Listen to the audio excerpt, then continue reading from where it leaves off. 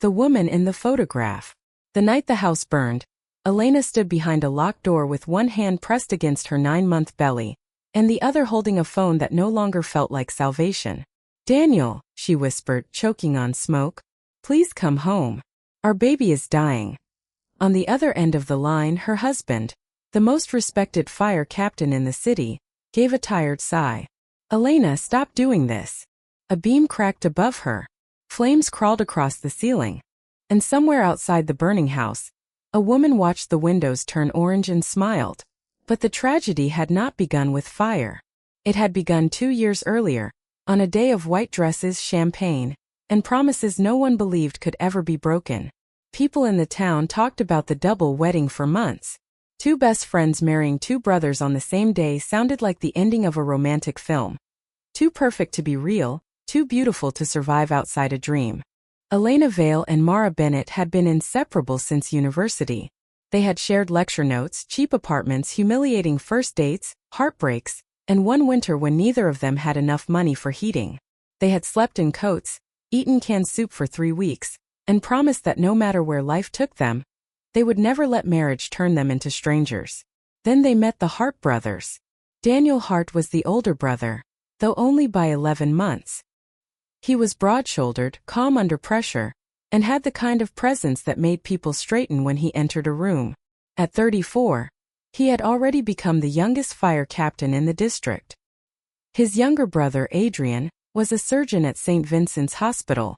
Where Daniel was warm and instinctive, Adrian was precise and reserved. His hands never trembled, not during an operation, not during an argument, not even when he proposed to Mara in the middle of an empty hospital chapel after a 20-hour shift. The brothers had grown up protecting each other. The women had grown up choosing each other. Everyone said the marriages were destiny. The wedding took place in the gardens of the Hart family estate, beneath old oak trees decorated with ribbons and glass lanterns. Elena wore lace. Mara wore silk. Daniel cried when Elena walked toward him. Adrian did not cry, but when Mara reached the altar, he took her hand and pressed it to his chest, as if asking her to feel how violently his heart betrayed his calm expression. During the reception, Daniel stood and lifted his glass. "To 4 people," he said, "who will never have to face life alone again." The guests applauded. Elena looked at Mara across the table. Mara smiled. Neither woman noticed the old photograph that had slipped halfway out of Adrian's wallet when he reached for his speech. A photograph of 2 young brothers standing beside the same beautiful girl. After the wedding, the 4 newlyweds moved into the Hart brothers' renovated family home. It was not simply a house. It was a 3-story stone mansion on the edge of the city, surrounded by pine trees and a long iron fence. The property had once belonged to Daniel and Adrian's grandfather, but it had stood empty for years after their parents died. Daniel had wanted to sell it. Adrian had refused. In the end, Elena suggested something neither brother had considered. "Why don't we all live there?" Daniel laughed at first. Mara did not. She understood immediately. The women had never imagined being separated by marriage. The brothers spent half their lives at the fire station and hospital. A shared home meant no one would return to empty rooms after night shifts.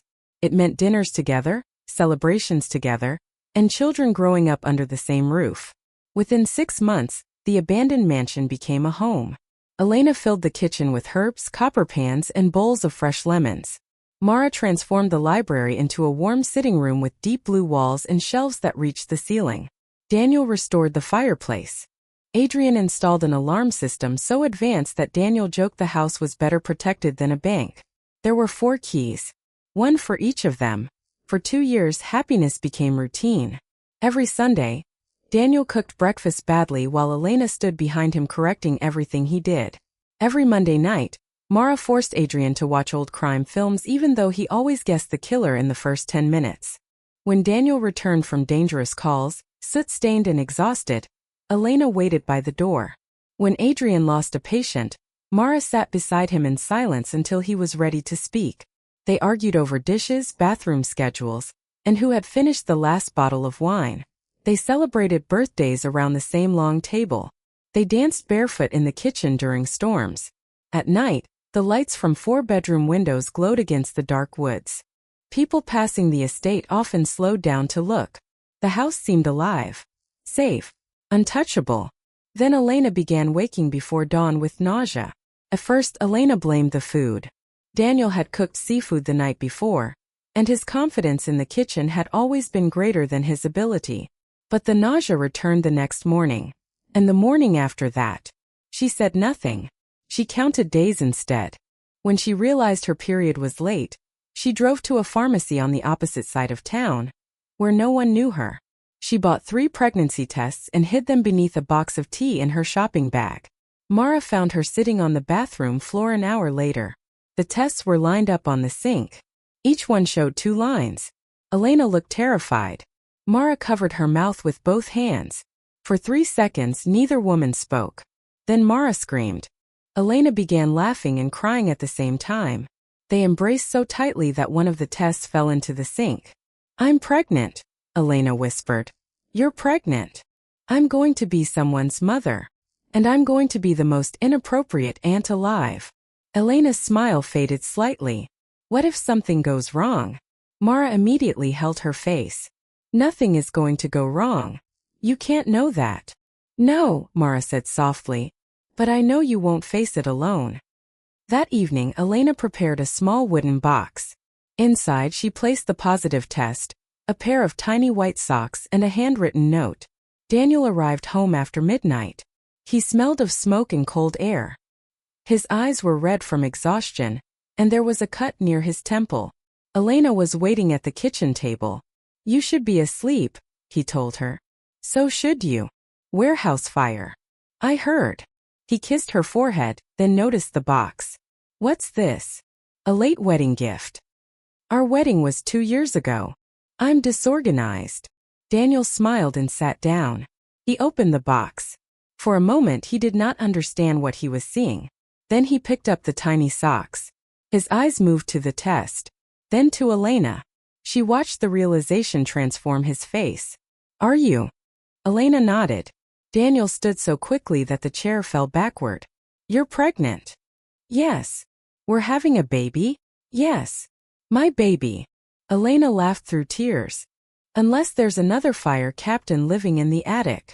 Daniel crossed the room in 2 steps and lifted her into his arms. He laughed. He cried. He kissed her cheeks, her hands, and finally dropped to his knees in front of her. When he pressed his ear to her stomach, Elena smiled. "The baby is the size of a seed," she told him. "I can still listen." "For what?" "I don't know." His voice broke. "For proof that this is real." Adrian and Mara came downstairs after hearing the noise. When Daniel told them, Mara pretended to be surprised for exactly 2 seconds before Elena gave her a guilty look. Adrian embraced his brother. Then he turned to Elena, placed a careful hand on her shoulder and said, "You'll have every medical advantage available." It was the closest Adrian came to saying he was overjoyed. That night, they opened a bottle of champagne. Elena drank sparkling water. Daniel raised his glass. "To the 5th person in this house." Everyone smiled. Outside, beyond the tall kitchen windows, snow began to fall. None of them saw the black car parked near the iron fence. Its engine was off. Its driver remained in the darkness, watching. Daniel was unable to keep the news private. He told the men at the fire station before Elena had finished her first prenatal appointment. By lunchtime, someone had placed a child-sized firefighter helmet on his desk. By evening, Daniel had taken a photograph of himself holding the tiny white socks. He posted it online with a caption, "The bravest job of my life begins this summer. I'm going to be a father." The post spread quickly. Colleagues congratulated him. Former classmates sent messages. People Elena had never met wrote that Daniel would make a wonderful father. Daniel read every comment aloud at dinner until Adrian threatened to leave the table. "You've read that one 3 times, Adrian said. "It's from Chief Lawson." He wrote 2 words. They were meaningful words. Mara rolled her eyes. "What did he write?" "Congratulations, Captain." Elena laughed. For the rest of the evening, the house felt brighter than usual.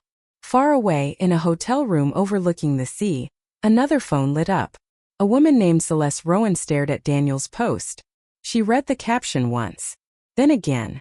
Her face did not change, but her hand tightened around the glass she was holding. On the screen, Daniel looked happier than she had ever seen him. The tiny socks rested against his palm. Behind him stood the stone fireplace of the Hart mansion. Celeste had known that fireplace. She had kissed Daniel beside it when they were 22. She had once fallen asleep in Adrian's arms in the library upstairs. There had been a time when both brothers had loved her. And there had been a time when she had enjoyed being unable to choose between them. Celeste enlarged the photograph. A woman's reflection appeared faintly in the mirror behind Daniel. Elena, his wife, the mother of his unborn child. Celeste swallowed the rest of her drink. Then she opened the airline application on her phone. The first flight home departed the following morning. She booked a seat. Celeste Rowan had grown up with Daniel and Adrian. Their families owned neighboring properties, and during childhood, she had spent more time in the Hart house than in her own. She knew which stairs creaked. She knew where Daniel hid cigarettes as a teenager. She knew Adrian read medical books beneath his blankets after midnight. She knew how to make both brothers laugh. And later she learned how to make both brothers jealous. Daniel had loved her first. It happened during their final year of school, when Celeste climbed onto the roof of the old greenhouse and refused to come down until someone admitted they were afraid of losing her. Daniel climbed after her. He confessed everything beneath a summer thunderstorm. For 7 months they were inseparable. Then Celeste kissed Adrian. She said it was a mistake. Adrian said it was inevitable. The brothers nearly destroyed each other over her. Daniel moved away for firefighter training. Adrian buried himself in medical school. Celeste left the country before either brother forced her to choose. For years they did not speak her name. But silence did not mean forgetting. Some people remained inside a family like an old injury, hidden, healed on the surface but painful when the weather changed. Celeste returned on a rainy Thursday. She did not call first. At 7 in the evening, the bell rang through the Hart mansion. Elena was in the kitchen slicing vegetables. Mara was upstairs. Adrian had just returned from the hospital. Daniel opened the door. Celeste stood beneath a black umbrella. Her dark hair was shorter than he remembered. Her face was thinner, elegant in a way that made age seem like something she had negotiated with rather than suffered. For several seconds Daniel did not move. Celeste smiled. "Hello, Danny." No one called him that anymore. Not even Adrian. Daniel's hand remained on the door. "What are you doing here?" "I came home. You should have called. I was afraid you wouldn't answer." Behind Daniel, Adrian entered the hallway. The moment he saw Celeste, he stopped. Elena watched from the kitchen doorway. She had never seen both brothers become silent at the same time. Celeste looked past Daniel. Her eyes met Adrian's. Something old and unfinished passed between them. Then she noticed Elena. Her expression softened with perfect grace. "You must be Daniel's wife." Elena wiped her hands on a towel and approached. "I'm Elena." "Celeste." "I know." That answer surprised everyone. Elena smiled politely. "Daniel has mentioned you." It was a lie. Daniel had never mentioned her. Mara had found the photograph in Adrian's desk during their first year of marriage. After an argument, Adrian told her the entire story. Later Mara told Elena. Celeste stepped inside without being invited. Her gaze traveled across the entrance hall, the restored staircase, the family portraits. "It looks the same," she whispered. "No," Adrian said. "It doesn't." Celeste looked at him. "You do." Mara descended the stairs at that exact moment. She wore one of Adrian's shirts and carried a book in her hand. When she saw Celeste, her expression became still. Adrian crossed the room and stood beside his wife. "Mara," he said. "This is Celeste Rowan." Mara glanced at Elena. Elena understood immediately. The woman from the photograph. The woman both brothers had once loved. Celeste extended her hand. "I've heard so much about you." Mara accepted it. "That's strange. I've heard almost nothing about you." The air shifted. Daniel cleared his throat. "Celeste has just returned." "For how long?" Elena asked. Celeste turned toward her. "I haven't decided." Her eyes dropped to Elena's stomach. At 12 weeks, the pregnancy was barely visible, but Elena instinctively placed a hand over it. Celeste's smile remained. So it's true. Daniel's face brightened. You saw the announcement? Yes. You should congratulate Elena, Mara said. Celeste looked directly at Elena. Of course. She stepped closer. For a moment Elena smelled her perfume, jasmine and something colder beneath it. Congratulations, Celeste said. A child changes everything. Elena could not explain why the words sounded less like a blessing than a warning. Celeste said she had come only to visit. She stayed for dinner. During the meal, she told stories from the brothers' childhood. She reminded Daniel of the time he broke his arm jumping from the boathouse roof. She reminded Adrian of the stray bird they had hidden in the attic. She remembered details no one else at the table knew. Elena watched Daniel laugh with his whole face. Mara watched Adrian correct Celeste's version of every story. For the first time, both wives saw their husbands as they had been before them. Younger. Reckless. Connected to a world in which Elena and Mara did not exist. After dinner, Daniel brought out an old bottle of wine. Celeste wandered into the library. You changed the walls, she said. Mara followed her. They were brown. They were your mother's favorite color. They were depressing. Celeste ran a finger along the edge of a shelf. I used to sit here while Adrian studied. Mara leaned against the doorway. Did you? Celeste turned. You don't like me. I don't know you. Sometimes that's enough. Mara gave a small smile. You've been away for years. You return the week Daniel announces his wife is pregnant, arrive without warning, and spend dinner describing memories that exclude both Elena and me. What response were you hoping for? For the first time that evening, Celeste's smile disappeared. You're direct. I'm married to a man who hides behind silence. Someone in the relationship has to be. Celeste moved closer. I didn't come to take anything from you. Good. I came because this house was once my home too. Mara's eyes hardened. No. You were a guest. From the hallway, Adrian called Mara's name. She turned away. When she looked back, Celeste's smile had returned. Later, after Celeste left, the four of them gathered in the kitchen. No one spoke at first. Daniel opened the refrigerator, stared inside and closed it again. She's different, he finally said. Mara folded her arms. She arrived uninvited. She was our friend. She was more than your friend, Mara replied. Daniel looked at Adrian. Adrian said nothing.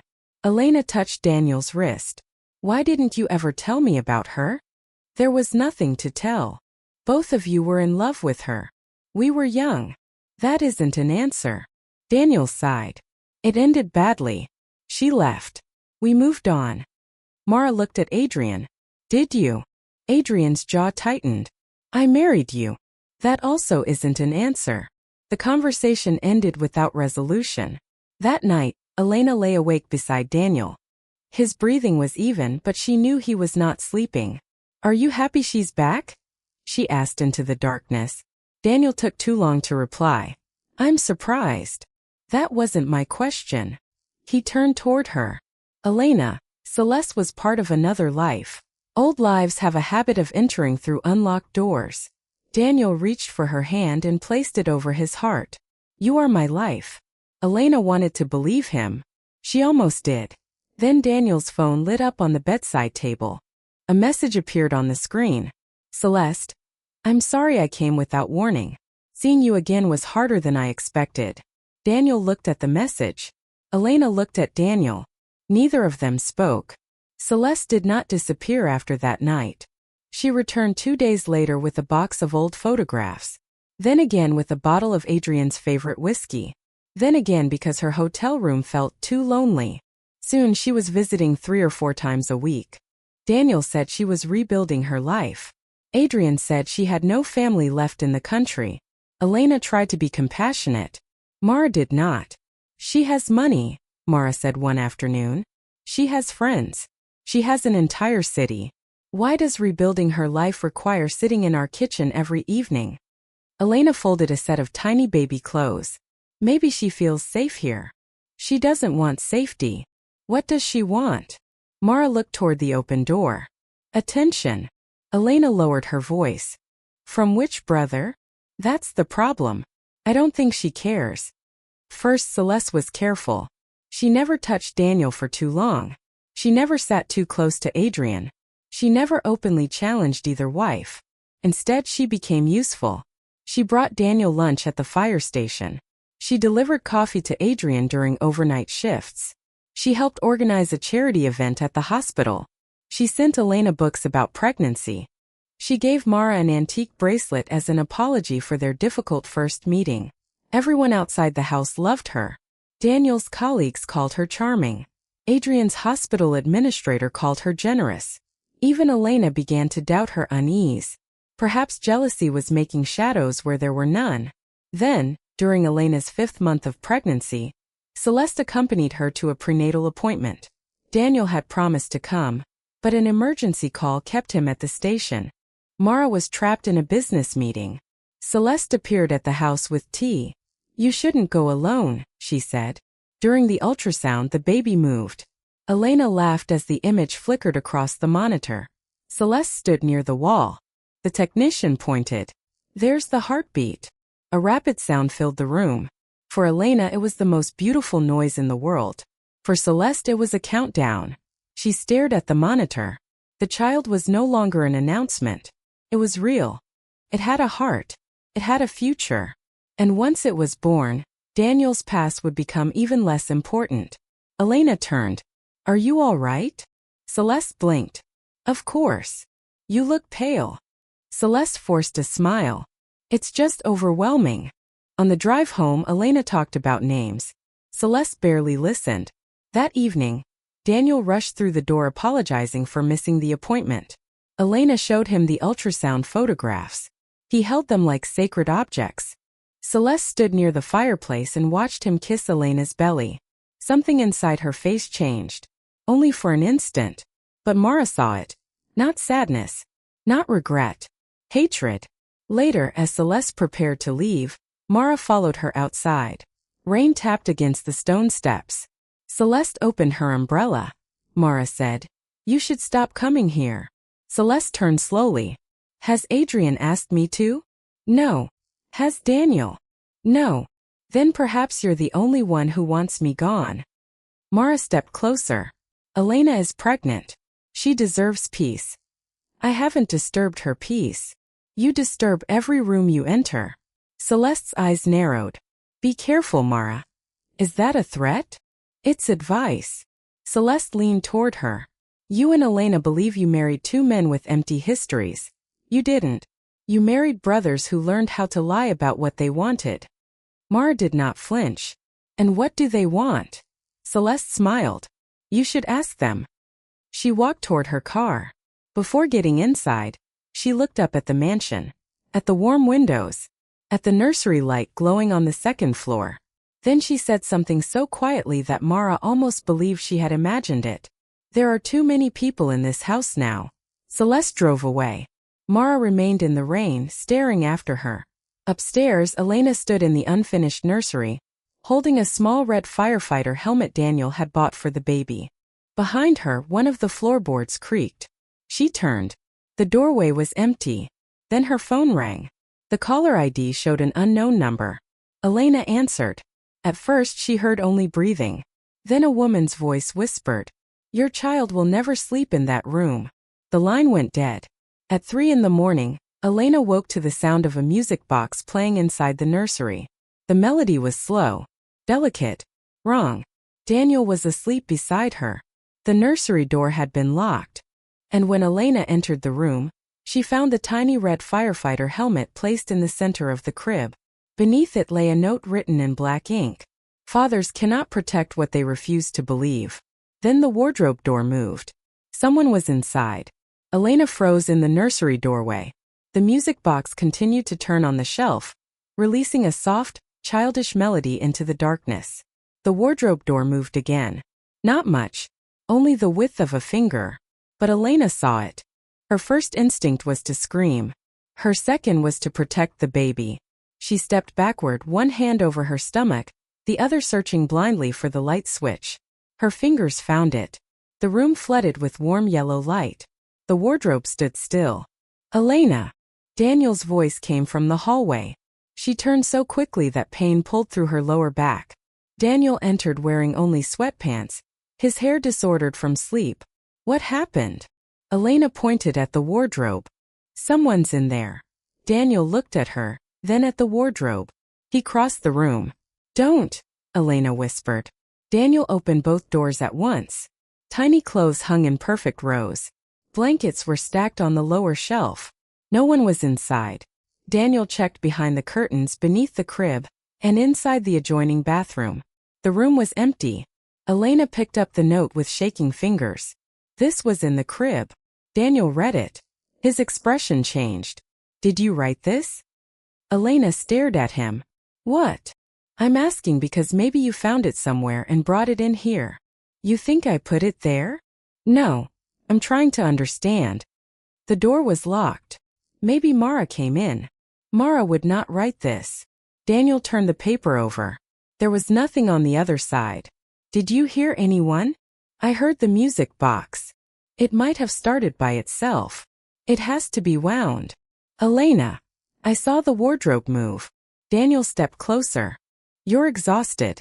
You've barely slept since the phone call. I am not imagining this.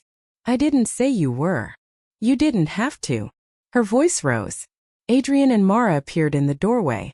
Mara immediately went to Elena. What happened? Someone was in here. Adrian looked around the room. Daniel handed him the note. Adrian read it without expression. Who knows the nursery is finished? He asked.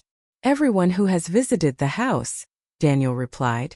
Mara's gaze moved toward the crib. Celeste was here yesterday. Daniel's face hardened. Don't start. I didn't accuse her. You said her name. Because she was here. She brought a gift. Mara gave a humorless laugh. Yes.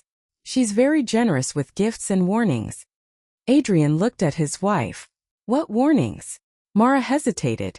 Outside, the night wind pushed against the windows. Elena watched her friend's face. Mara. Mara exhaled. The night Celeste left in the rain, she said there were too many people in this house. Daniel shook his head. That could mean anything. She was looking at the nursery. That's your interpretation. And the phone call? Elena asked. Was that also nothing? Daniel rubbed a hand over his face. We don't know who called. We know it was a woman. There are thousands of women in this city. Only one of them told Mara there were too many people living here. Daniel turned away. That movement hurt Elena more than his words. He was not defending a stranger. He was defending a memory. Adrian folded the note and placed it in his pocket. I'll have the security system checked in the morning. Daniel nodded. We'll also change the locks. Mara looked at him. Celeste has never had a key, has she? Daniel said nothing. The silence was brief, but it answered the question. Elena felt the room tilt. You gave her a key? It was years ago. Does she still have it? I don't know. You told me there were only 4. There are only 4 now. How can you be sure? Daniel's eyes flashed. Because I had the locks changed before we moved in. Then how did someone enter a locked room? No one answered. The music box stopped. The silence that followed felt worse. The following morning, Adrian reviewed the security footage. The mansion had 12 cameras. 2 faced the front gate. 4 covered the exterior. The others monitored the main entrances and hallways. Between 2:41 and 3:17 in the morning, every camera went black. Not disconnected. Not damaged. Disabled. Adrian watched the same blank section 3 times. That isn't a malfunction, he said. Daniel stood behind him in the study. What is it? Someone logged into the central system. From outside. Adrian typed quickly. No. From inside the house. Daniel stared at the screen. Which device? The system doesn't say. Can you recover it? Maybe. Mara stood near the window, arms folded. Elena sat on the sofa with a blanket around her shoulders. She had not slept. Who knows the password? Mara asked. Only the 4 of us, Adrian replied. Elena looked at Daniel. And Celeste. No, he said immediately. Adrian did not look up. Mara noticed. Adrian. He stopped typing. Years ago, She helped me install the first version of the system. Daniel turned toward him. You told me you built it alone. I did. She tested it. So she knew the original password? Yes. Did you change it? Several times. Mara walked closer. Does she know how you choose passwords? Adrian's jaw tightened. Daniel understood before Elena did. The brothers used dates, birthdays, anniversaries, numbers connected to their childhood, numbers Celeste might remember. You need to go to the police, Mara said. Daniel shook his head. With what? A blocked call, a note and missing footage? With a threat against a pregnant woman. The police will ask whether we can prove Celeste was here. We can prove she knows the house. So do dozens of people. Mara stared at him. You don't want them to question her. I don't want to accuse someone without evidence. Elena stood slowly. Someone threatened our child. Daniel turned to her. I know. No, you know that a note appeared. You still don't believe the threat. That isn't true. Then call the police. He hesitated. Elena's face changed. It was not fear now. It was disappointment. You run into burning buildings for strangers, she said softly. But you're afraid of embarrassing Celeste. Daniel flinched. That's unfair. Is it? She walked out of the study. Mara followed her. Adrian remained beside the desk. When the women were gone, Daniel looked at his brother. Do you think Celeste did it? Adrian closed the security program. I think she wants us to remember who we were before our wives. That isn't the same thing. No. Adrian looked toward the door. But it may become the same thing. For 4 days, Celeste did not visit. She did not call Daniel. She did not message Adrian. Her sudden absence unsettled the brothers more than her presence had. On the 5th night, Daniel received a call at the fire station. Celeste was crying. Her car had stopped on an isolated road outside the city. Rain was falling heavily. She said she was alone. Daniel looked at the clock. His shift had ended 15 minutes earlier. He could have called roadside assistance. He could have called the police. Instead, he took his jacket. When he arrived, Celeste was sitting inside her car with the doors locked. Her makeup had run beneath her eyes. Daniel knocked on the window. She unlocked the door. What happened? The engine died. Why didn't you call a mechanic? I did. They said 2 hours. You called me before calling them? Celeste looked away. I knew you'd come. Daniel opened the hood. The engine was fine. A cable had been loosened by hand. He reconnected it. The car started immediately. Celeste stepped out into the rain. You always knew how to fix things. Daniel closed the hood. Who loosened the cable? I don't know. You expect me to believe this happened by itself? She looked at him. Do you expect Elena to believe the note appeared by itself? Daniel's face went still. How do you know about the note? Celeste blinked. Mara told me. When? At the hospital charity meeting. Mara hasn't spoken to you. Celeste's breathing changed. Only slightly. But Daniel noticed. Did you enter the nursery? No. Did you call Elena? No. Did you disable the cameras? Daniel, listen to yourself. Answer me. She stepped closer. Rain streamed down her face. I came back because I thought enough time had passed. For what? For you to stop hating me. I don't hate you. That's worse. Daniel looked away. Celeste placed a hand against his chest. He caught her wrist immediately. Don't. Her eyes filled with tears. You loved me once. I love my wife. You loved me first. That means nothing. It means you remember. Daniel released her. Stay away from my house. Celeste's face hardened. Your house. My family. I was your family. You left. You let me. You were sleeping with my brother. Celeste slapped him. The sound disappeared beneath the rain. Daniel did not move. For a moment, Celeste looked as shocked as he was. Then she whispered, I loved both of you. No. You loved being chosen by both of us. Daniel walked back toward his truck. Celeste called after him. Does Elena know you came? He stopped. You said you were in danger. And you believed me. Daniel turned. Her tears were gone. Because part of you still needs to save me, she said. Daniel drove away without answering. But Celeste was smiling when he left, because she had learned something important. He would still come. Daniel did not tell Elena where he had been. He arrived home late and said paperwork had delayed him. Elena was sitting at the dining table with Mara. Adrian had not yet returned from the hospital. Daniel kissed Elena's forehead.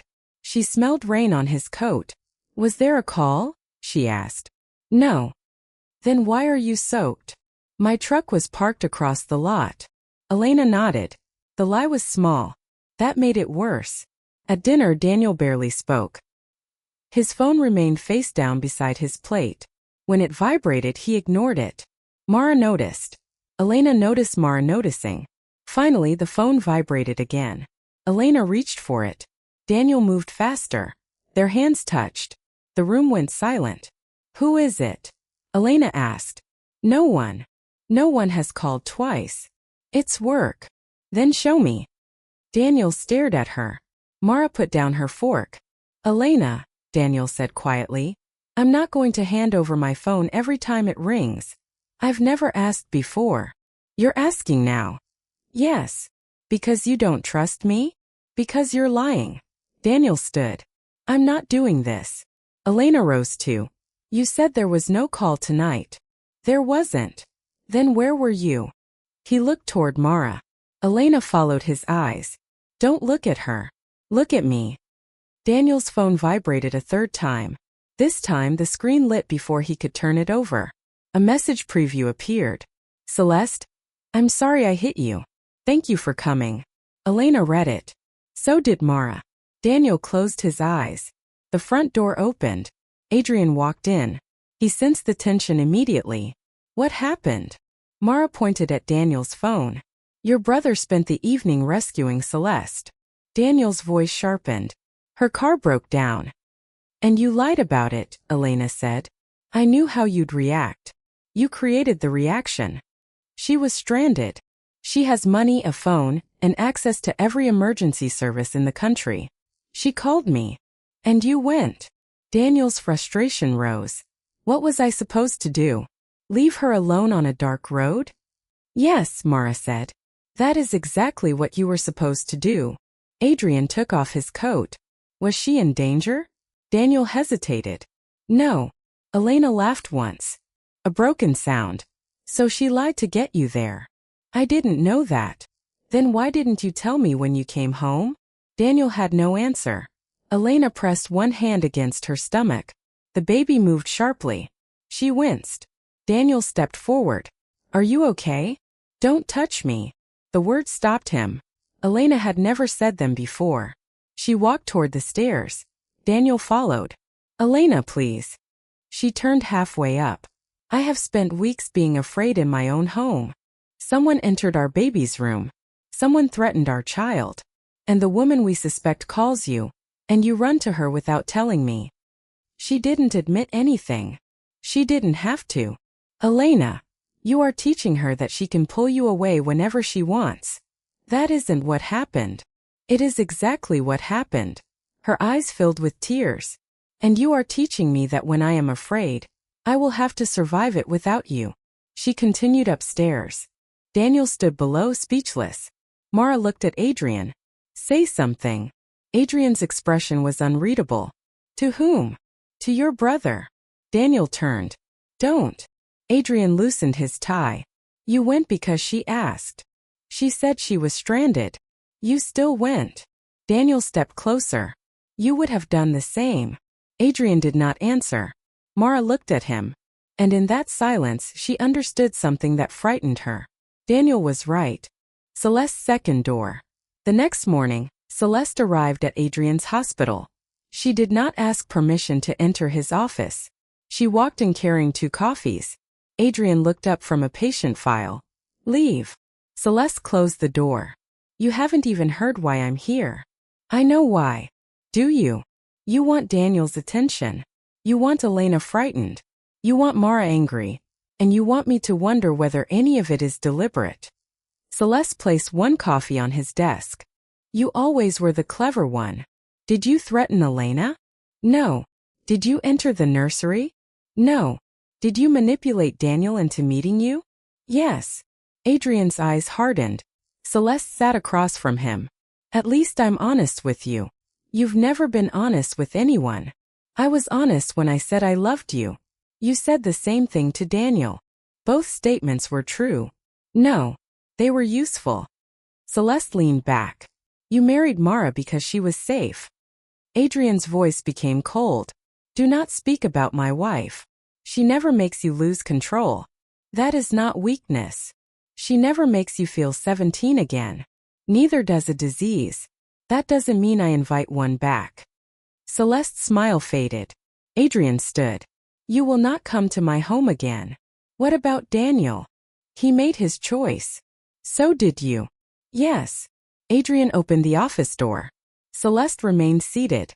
Did you ever tell Mara what happened the night before I left?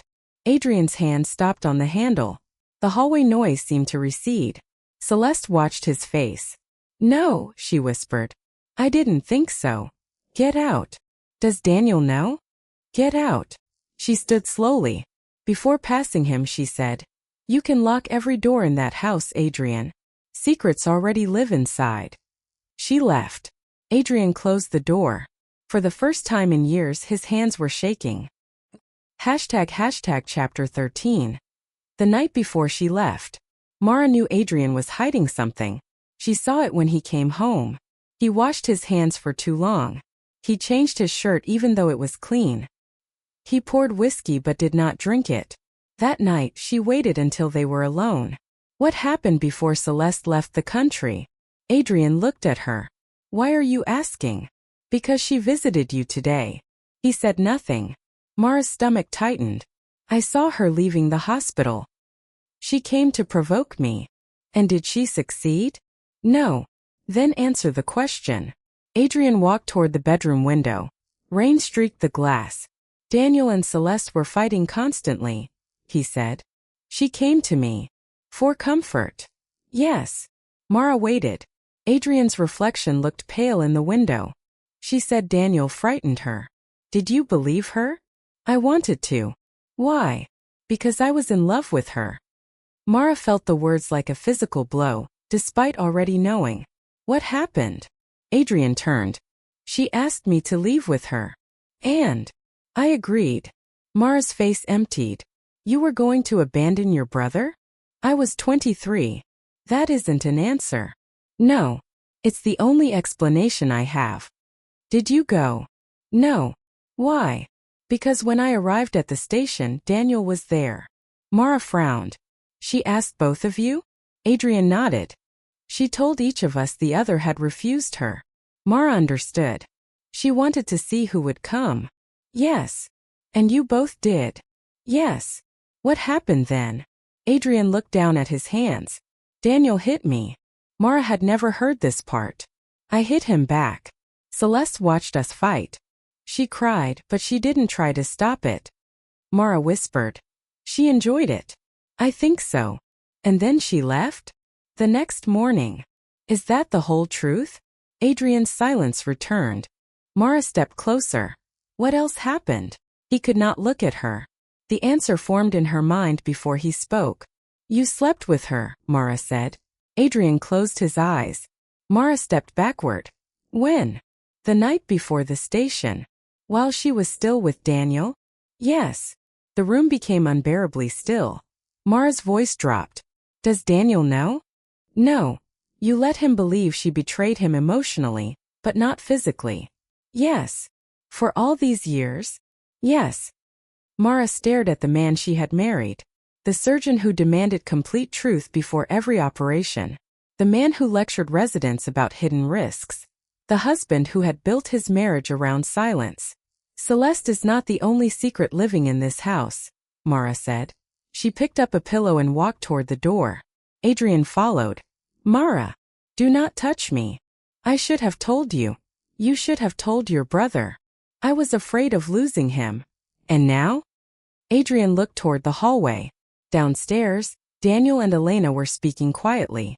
2 marriages. 1 house. 1 buried betrayal. Mara opened the guest room door. Now you may lose all of us. Chapter 14, The Baby Shower. 2 weeks later, Elena's baby shower filled the mansion with flowers, ribbons, and forced smiles. Mara organized everything. She needed the distraction.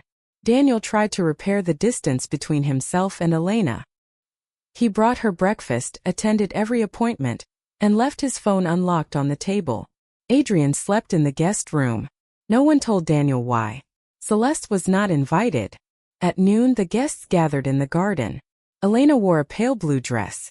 For a few hours she felt almost normal. She opened blankets, bottles, and hand-knitted clothes. Daniel knelt beside her chair and whispered that she was beautiful. She wanted to forgive him. Then a delivery van stopped at the gate. The driver carried in a large white box. "There's no name," Mara said. Daniel checked the card. It was addressed to Elena. Inside the box was an antique cradle. It was dark wood, beautifully carved, and much older than everything else in the nursery. The guests admired it. Elena did not. A silver plate was fixed to its side. Mara wiped away the dust and read the engraving. "For the heart-child who never came home." The garden fell silent. Daniel's face drained of color. Adrian took one step forward. Elena looked between the brothers. "What does that mean?" Neither answered. "Daniel." He closed the lid of the box. "We're sending it back." "To whom?" "There's no name." Elena stood. "Who was the heart-child?" Daniel's voice became firm. "Not here." "Why not?" "Elena." "Was there another baby?" Mara looked at Adrian. Adrian looked away. Elena saw it. They knew. All of them knew something she did not. The celebration continued after Daniel ordered the cradle removed, but the joy had been poisoned. Guests left early. By sunset, only the 4 residents remained. The cradle had been placed in the garage. At 9 that night, Elena heard wood scraping across the floor above her. She was alone in the kitchen. Daniel and Adrian had gone outside to check the generator. Mara was taking a shower. The scraping came again. From the nursery. Elena climbed the stairs slowly. The nursery door was open. The antique cradle stood inside. Someone had carried it back from the garage. It rocked gently. Elena approached.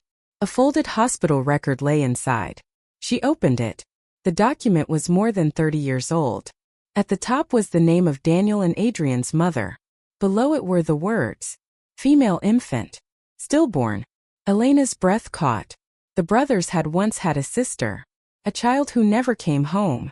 She turned the page. A recent photograph slipped onto the floor.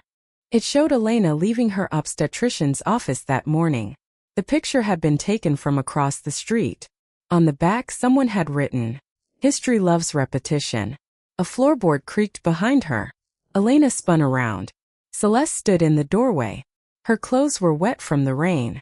Her eyes were fixed on Elena's stomach. "How did you get inside?" Elena whispered.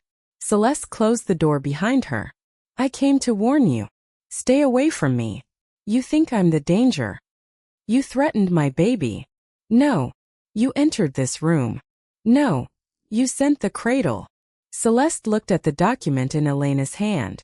Then for the first time she appeared genuinely frightened. "I didn't send that." Elena backed toward the window. "Daniel." Celeste grabbed her arm. "Listen to me. Someone is using my return to hide what they're doing. Let go. There is someone else." "Who?" Celeste's grip tightened. "Someone who hates this family more than I ever could." The nursery door opened. Mara stood there. She saw Celeste holding Elena. She did not ask questions. She seized Celeste by the shoulder and pulled her away. Elena stumbled. A sharp pain tore across her abdomen. She gasped. Both women froze. Warm liquid ran down Elena's legs. Mara's face turned white. "Elena." Elena looked down. Blood stained the pale blue fabric of her dress. Daniel came running up the stairs. He saw the blood, the cradle, Celeste, and Elena collapsing into Mara's arms. The bleeding stopped that night. The baby survived. But something inside the house had already begun to die. Doctors ordered Elena to remain in bed until delivery. Daniel stayed close for 3 days, sleeping in a chair beside her, promising that nothing would happen again. On the 4th day, Celeste called. Her dog had gone missing. Daniel left without telling Elena. Adrian went with him. Mara watched the brothers' car disappear through the gates and whispered, "She only has to cry, and they forget who they married."